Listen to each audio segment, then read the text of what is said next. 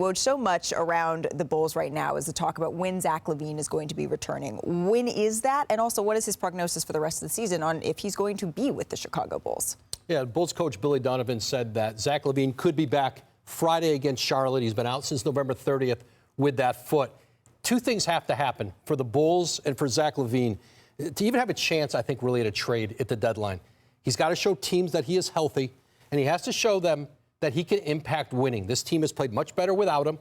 And with his contract and this new salary cap, at a deal that, if you take him on, just under $200 million left on his contract, you've got to believe, again, this player is healthy and can impact winning. There's no market for Zach LaVine right now. There's not been. And even him playing maybe increasingly better closer to the deadline, it just may not be there. But this is a Bulls organization that, listen, they would like to find a deal for him, and they'd like to get something back. That might be asking too much. They may, in the end, just have to be glad that they can find a team that will take on his contract. I have to sit in between them because each one of them can make fun of me. Woj, the only time Woj doesn't answer his phone is when it's me texting him or calling him about a Zach LaVine trade. And Bob has been telling me this for weeks, and I know they're right.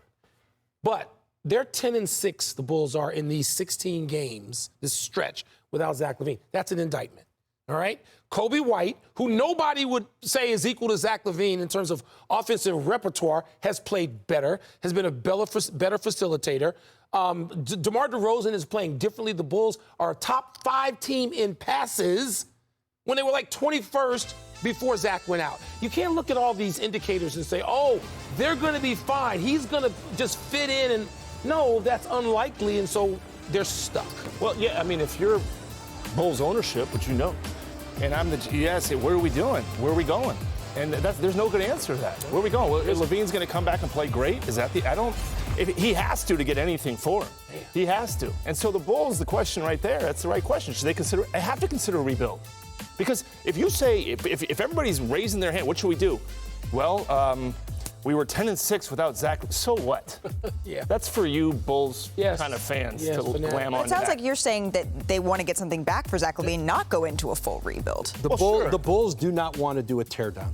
They are not trying to do that. That's why Alex, the player that has value on the Bulls right now, Alex Caruso. I love Caruso. He's a role player. Is a role player. Right. But a role player that can make a contender. What they would like to do is hold on to Caruso, see what this team looks like after a trade or two, but they may not have the luxury of getting. Sure, I mean, that's and the they thing. know that. Yeah, right, and that's the question. Nobody wants to do a rebuild, right? You do a rebuild because you have to do a rebuild. Not comparing the two. I'm not comparing. Is he going to go to the Knicks? He's about to compare the do we all need to make a game writing out of this every all time of he those says years for the Philadelphia Inquirer. This might be interesting. I watched Larry Brown and Billy King come in there. Allen Iverson was the scorer, obviously a volume shooter as well.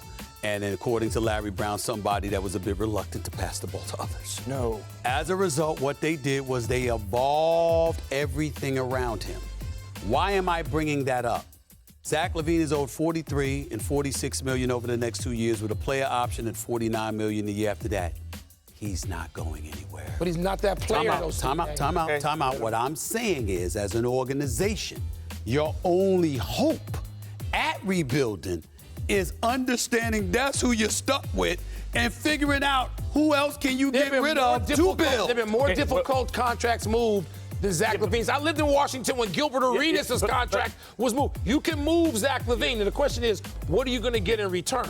Okay, I'm saying that I don't think you can move him. The question's going to be, what would you have to attach to a trade? Okay, agreed, Woj. Okay, all I'm saying is, Stephen, you can't build that to look. The Allen Iverson, I hear you. Wait, is he comparing Iverson to Zach LaVine? Allen Iverson was a match that when you struck it, there was fire. Right. There is not that for Zach LaVine anywhere. But I'm talking from the standpoint that you're stuck with him because I believe the contract is immovable at this particular moment in time. Yeah. That's why I'm saying that. It's the only reason I'm saying that. And I'm saying if that's the case, if you can find a way, if you're gifted enough organizationally to build something around someone you're stuck with, try that. And here's the thing.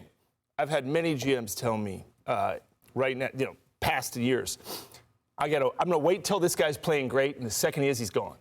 So that could be the play, right? LaVine comes back, plays great, games. and they ripcord. Let's go. And he's gone, and they get what they want. And he probably does. I've seen he's saying the right things. I just started thinking about Bradley Beal's contract, John Wall's contract. Boy, more than the Bullets, Wizards, an awful lot. By the way, Gilbert Arenas' contract. Bradley Beal was averaging over 30, bro. How great were those highlights for coming us, in? gentlemen? We could just keep on going straight through the game, but we won't. It's time to get you out to Madison Square Garden. Back. Ryan Rucco, Richard Jefferson, JJ Redick, Cassidy Hubbarth, take it away. We'll see you at halftime.